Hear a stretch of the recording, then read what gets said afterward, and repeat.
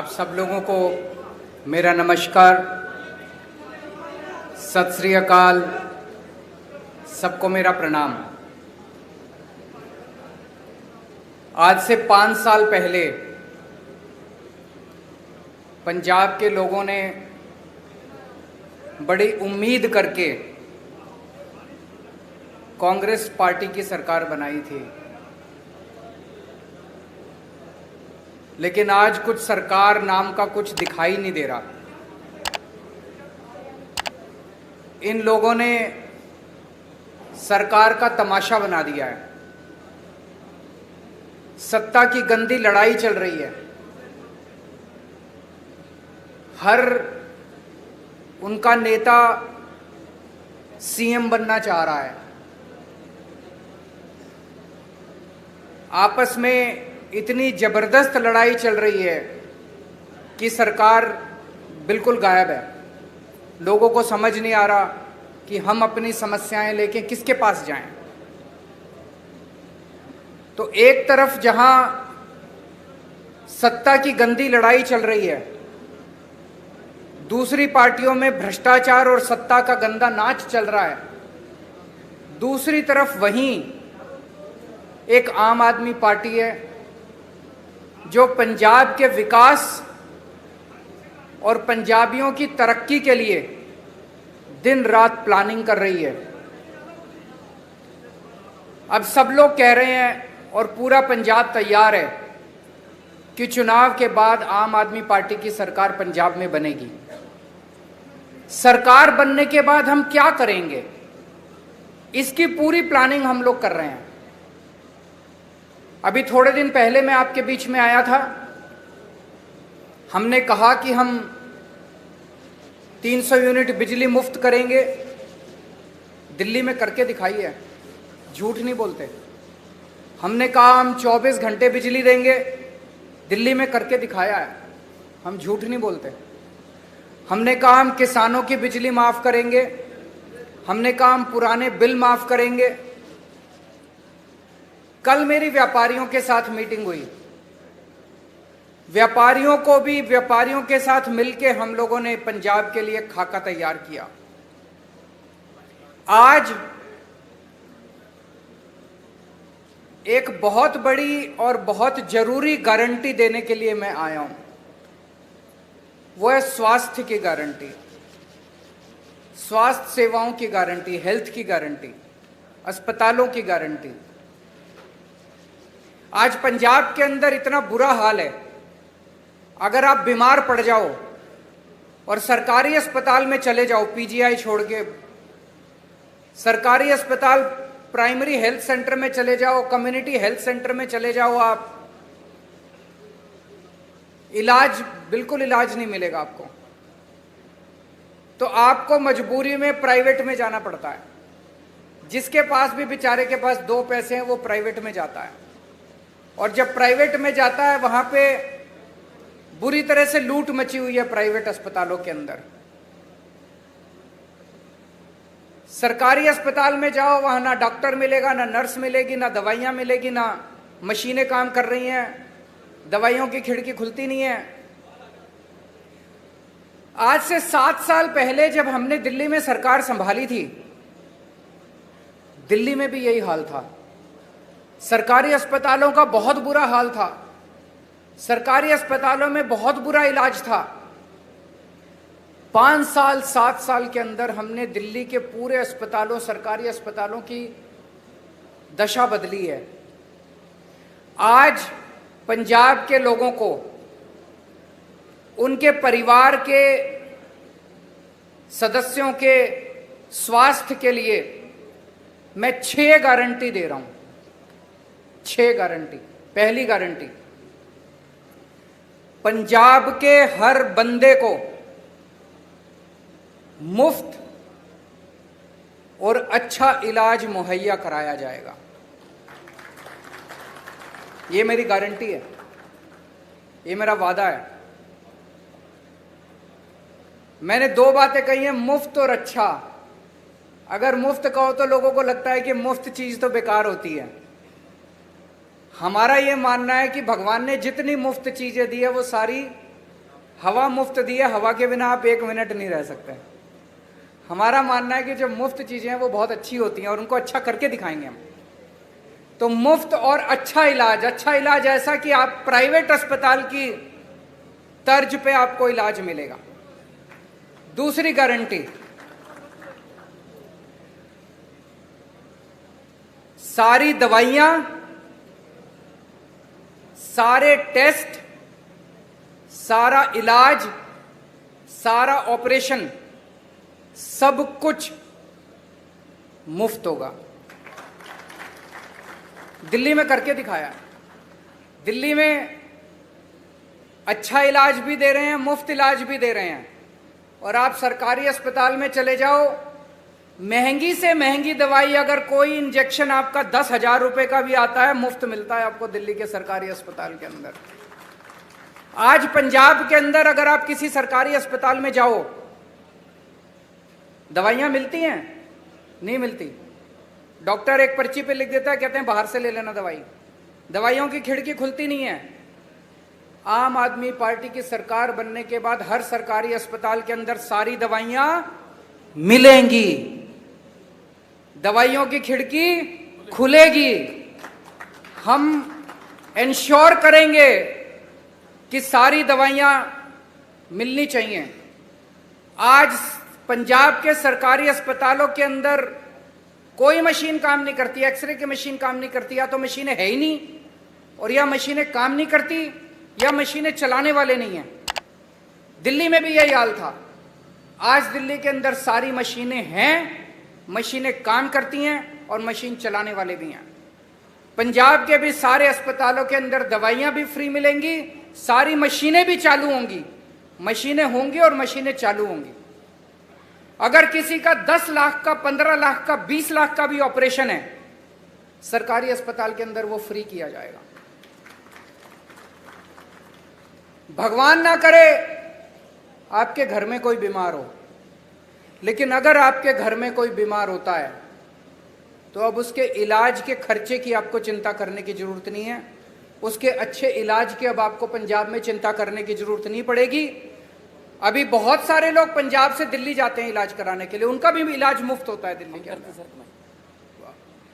लेकिन अब आपको पंजाब से दिल्ली जाने की जरूरत नहीं पड़ेगी, पंजाब के अंदर आपका अच्छा इलाज होगा। यह हमारी दूसरी गारंटी है। तीसरी गारंटी, हर पंजाब के व्यक्ति को एक हेल्थ कार्ड जारी किया जाएगा। उस हेल्थ कार्ड के अंदर उसकी सारी जानकारी होगी, उसका एक्सरे, उसकी MRI रिपोर्ट, उसको इतनी सारी रिपोर्ट लेके घूमने की जरूरत नहीं है, सारी कंप्यूटर पे होगी। वो बस अपना एक हेल्थ कार्ड लेके, हर आदमी, आपके परिवार में एक बच्चा है उसका अलग हेल्थ कार्ड होगा, आपका माँ है उसका अलग हेल्थ कार्ड होगा, पिताजी का अलग हेल्थ, हर एक बंदे को एक हेल्थ कार्ड जारी किया जाएगा। जिसके पास हेल्थ कार्ड होगा उसको अच्छे से अच्छा इलाज मुहैया कराने की जिम्मेदारी पंजाब सरकार की होगी। और सबसे शानदार, पूरे कंप्यूटराइज करेंगे सारे सिस्टम को जैसे दिल्ली के अंदर कर रहे हैं, और उसके अंदर आपका हेल्थ कार्ड, आपका सारा डेटा कंप्यूटर पे होगा। चौथी चीज, दिल्ली में हमने मोहल्ला क्लिनिक खोले हैं। मोहल्ला क्लिनिक की चर्चा पूरी दुनिया के अंदर हो रही है। स्वीडन के मुख्यमंत्री हमारा मोहल्ला क्लिनिक देखने के लिए आए। यूनाइटेड नेशंस के सेक्रेटरी जनरल हमारा मोहल्ला क्लिनिक देखने आए। उस किस्म का मोहल्ला क्लिनिक अब पंजाब के हर पिंड में खोला जाएगा, पिंड क्लिनिक बनाया जाएगा। शहरों में हर वार्ड के अंदर एक अलग क्लिनिक बनाया जाएगा। 16,000 मोहल्ला क्लिनिक, पिंड क्लिनिक और वार्ड क्लिनिक, 16,000 क्लिनिक खोले जाएंगे पंजाब के अंदर। इस क्लिनिक में क्या होता है, मान लीजिए आपको खांसी हो गई, जुकाम हो गई, थोड़ा बुखार हो गया, तो आपको पीजीआई जाने की जरूरत नहीं है, प्राइमरी हेल्थ सेंटर खुलते नहीं है। मोहल्ला क्लिनिक के अंदर आपको ये सारी रोजमर्रा की बीमारियों का इलाज, वहां पे आपके पिंड में मोहल्ला क्लिनिक होगा, वहां चले जाओ, वहां पे आपको इलाज मिलेगा। पांचवी गारंटी, जितने सरकारी अस्पताल हैं बड़े बड़े पंजाब के अंदर, उन सारे अस्पतालों को ठीक किया जाएगा। दिल्ली में भी अस्पतालों की बुरी हालत थी, सारे अस्पताल हमने एयर कंडीशनड कर दिया। आप जाके देखो अब दिल्ली सरकार के अस्पताल सेंट्रली एयर कंडीशनड है, प्राइवेट अस्पतालों की तरह शानदार। ऐसे ही पंजाब के सारे बड़े सरकारी अस्पतालों को शानदार बनाया जाएगा, अच्छा बनाया जाएगा। वहां दवाइयां मिलेगी, वहां टेस्ट होंगे, वहां सारी मशीनें काम करेंगी और बड़े स्तर के ऊपर नए सरकारी अस्पताल खोले जाएंगे पंजाब के अंदर। और छठी और आखिरी गारंटी, दिल्ली में हमने योजना चालू की है, अगर किसी का एक्सीडेंट हो जाए, हमने ऐलान किया है कि अगर किसी का रोड पे एक्सीडेंट हो जाए, जो उसको देखे उसको अस्पताल में एडमिट करा दो, चाहे बगल में जितना भी बड़े से बड़ा अस्पताल है, महंगे से महंगा अस्पताल है, आदमी की जान बचाना जरूरी है, उसमें जाके उसको एडमिट करा दो, उसका सारा खर्चा दिल्ली सरकार देती है। पंजाब के अंदर भी किसी का भी एक्सीडेंट होगा, रोड एक्सीडेंट किसी का भी होगा, उस रोड एक्सीडेंट के विक्टिम को उसका पूरा का पूरा इलाज पंजाब सरकार कराएगी, उसको अपनी जेब से एक भी पैसा देने की जरूरत नहीं है। तो ये 6 गारंटी आज मैं पंजाब के लोगों को दे रहा हूं। मुझे बेहद खुशी है कि इतने मायूसी के माहौल में भर्ती की जाएगी, इतने मायूसी के माहौल में जब इतनी राजनीतिक अस्थिरता है, एक आशा की किरण आम आदमी पार्टी के रूप में दिखाई देती है कि कम से कम एक तो पार्टी है जो पंजाब के लोगों की सोच रही है, उनकी बिजली की सोच रही है, उनकी हेल्थ की सोच रही है। ये मेरी आज की गारंटी थी। एक छोटी सी अनाउंसमेंट मुझे करनी है। आज सुबह सुबह लुधियाना के कुछ पत्रकार मुझसे मिलने के लिए आए थे और उन्होंने मुझसे निवेदन किया कि आपकी सरकार सर बनना तय है, अगर आपकी सरकार बन जाए तो पूरे पंजाब में 3 शहर ऐसे हैं जहां पे प्रेस क्लब है, जालंधर, अमृतसर और चंडीगढ़। बोले जी बाकी शहरों में भी प्रेस क्लब बना देना। तो मैं आज आपको वादा करता हूं कि हमारी सरकार बनेगी तो जितने भी छोटे बड़े शहर है पंजाब के, सब जगह आपकी सुविधा के लिए प्रेस क्लब बनाए जाएंगे। ये भी गारंटी है। अब अगर आपके कोई प्रश्न है,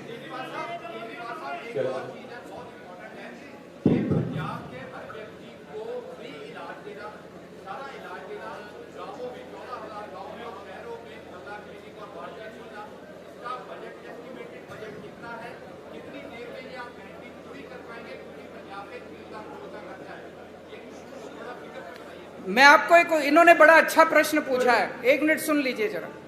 इन्होंने पूछा है जी पैसा कहां से आएगा। मैं आपको एक छोटा उदाहरण देता हूं, उदाहरण से आपको समझ आ जाएगा। जब हमारी दिल्ली में सरकार बनी थी पहली बार, मैं बता दूंगा आपको, सुनिए तो सही। जब हमारी सरकार बनी थी, हमने अपने मैनिफेस्टो में पहली बार नहीं डाला था कि हम फ्री करेंगे, इलाज फ्री करेंगे।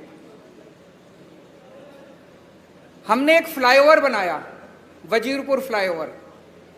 वजीरपुर फ्लाईओवर बनना था 300 करोड़ का और बन गया 150 करोड़ का। वो 150 करोड़ बच गए एक फ्लाईओवर में। फिर मैंने कैबिनेट मीटिंग बुलाई।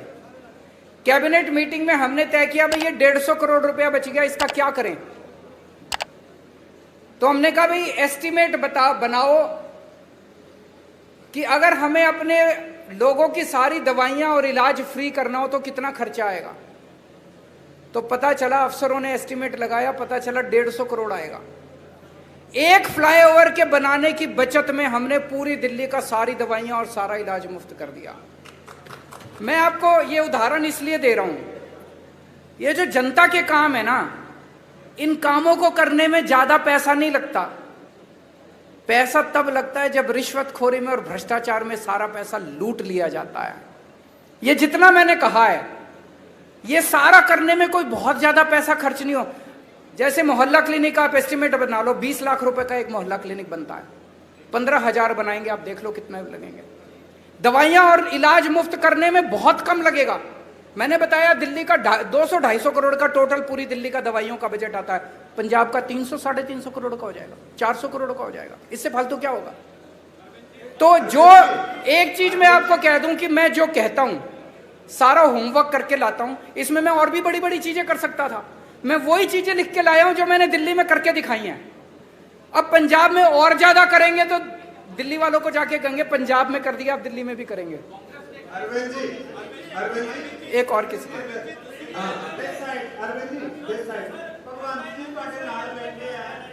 हैं? एक मिनट, वो सीएम फेस पूछ रहे हैं, उनसे बात। कौन है, किस? हाँ,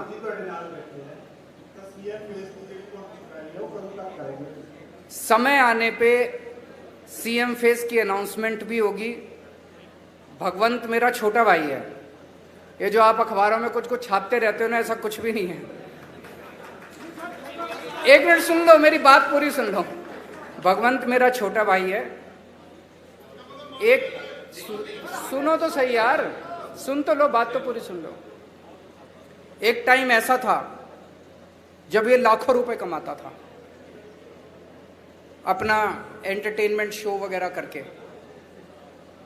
उसने सब कुछ छोड़ दिया पंजाब के लिए। तब तो आम आदमी पार्टी में नहीं आए थे। कोई कैरियर बनेगा, कुछ होगा, ऐसा कुछ नहीं था। पंजाब के लिए त्याग किया उसने। हमारी पार्टी में कोई भी व्यक्ति, मैंने कई बार बोला है, कोई पद और उसके लिए नहीं आया। सब लोग समाज के लिए और देश के लिए आए हैं। समय आने पे मैंने बार बार बोला है, आपको अच्छा सीएम देंगे, अच्छा फेस देंगे, कोई भी हो सकता है वो। अभी हम इसके बारे में सोच नहीं रहे हैं।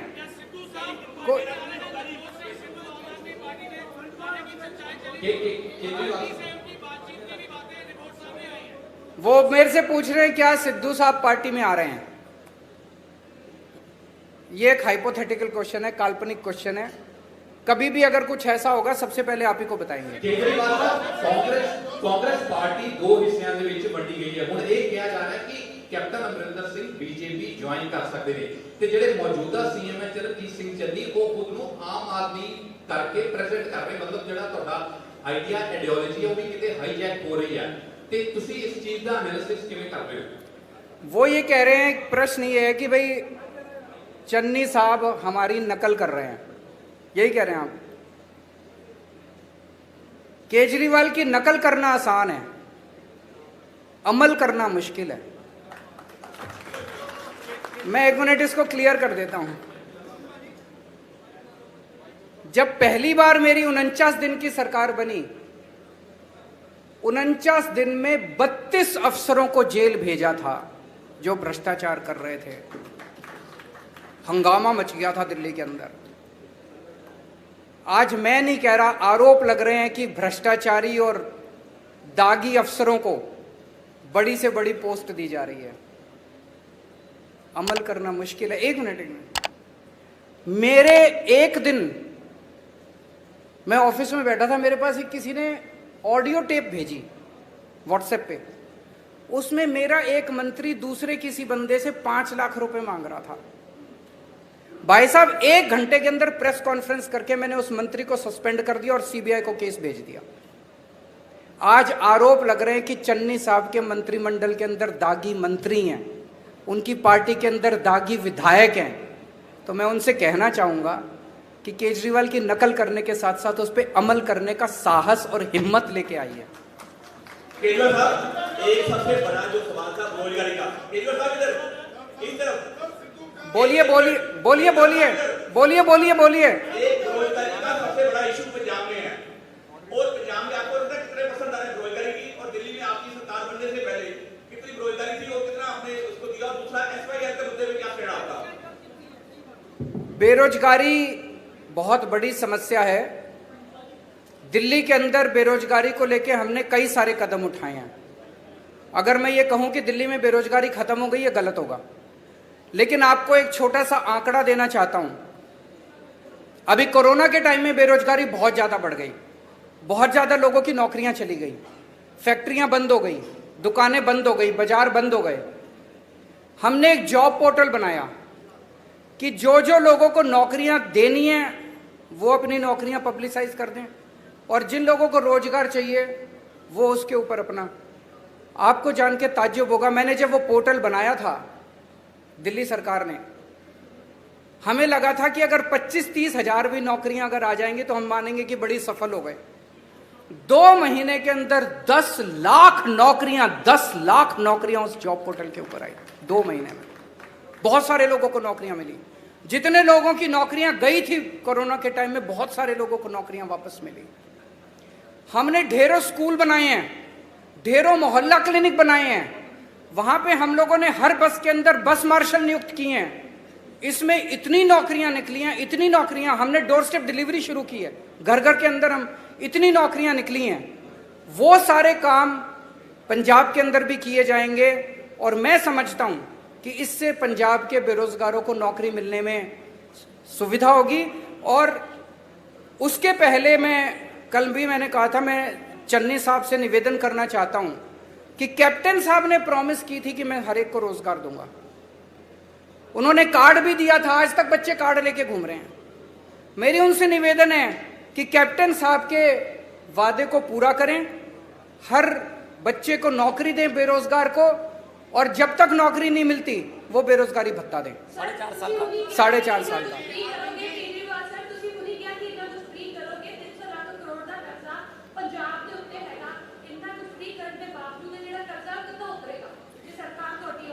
दिल्ली पे भी बहुत कर्जा था।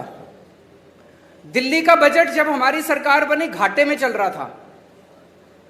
आज 2019 की सीएजी की रिपोर्ट है जिसमें सीएजी ने कहा है, मैं नहीं कह रहा, कंट्रोलर ऑडिटर जनरल ने बोला है कि पूरे देश में अकेली दिल्ली सरकार है जो घाटे में नहीं चल रही, नफे में चल रही है।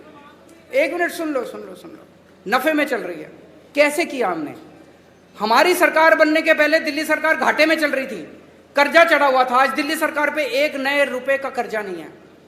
केवल और केवल एक चीज से, भ्रष्टाचार खत्म कर दिया, रिश्वतखोरी खत्म कर दी। सरकारों में पैसे की कमी नहीं है, नीयत की कमी है। अच्छी नीयत वाली सरकार लेके आइए, आप देखिए क्या से क्या हो सकता है। आखिरी क्वेश्चन, बोलिए।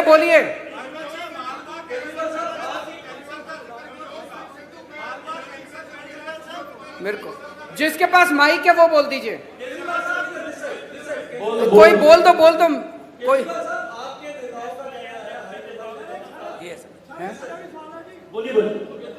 आपके नेताओं का कहना, विधायकों का कहना है कि पंजाब में किसानों को पराली जलाने के लिए दंडित किया जाना चाहिए, जो कथित तौर पर दिल्ली को प्रदूषण करता है। आपका इसमें स्टैंड क्या है? किसने बोला है? एक मिनट। किसने बोला कि पंजाब के किसानों को दंडित करना चाहिए? बिल्कुल नहीं बोला। आप दिखा दीजिए। एक मिनट। आप ये स्टेटमेंट दिखा दीजिए कि आम आदमी पार्टी के किसी ने बोला मैं राजनीति छोड़ दूंगा। झूठ मत फैलाइए, गलत मत बोलिए। पत्रकार की जिम्मेदारी है जनता को सच बताना। अब मैं आपको बताता हूं, एक मिनट सुनिए मेरी बात। पराली को लेके दिल्ली की सरकार ने समाधान दिया है। हमने एक बायोडिकम्पोजर बनाया है। जब पराली वो होती है तो किसान को अगली फसल लगाने के लिए उसको जल्दी होती है, उसको तीली लगा के वो जला देता है, उसकी मजबूरी होती है। किसान का कसूर नहीं है, कसूर सरकारों का है। सरकारें क्या कर रही थी? सरकारों ने समाधान क्यों नहीं निकाला? तो हम एक दूसरे के ऊपर आरोप प्रत्यारोप नहीं करना चाहते, वो राजनीति हम नहीं करते, हम समाधान की राजनीति करते हैं। तो दिल्ली सरकार ने अभी एक घोल निकाला है, बहुत सस्ता घोल है। उस घोल को अगर आप पराली के ऊपर छिड़काव कर दो तो 15 दिन के अंदर पराली खाद में बदल जाती है।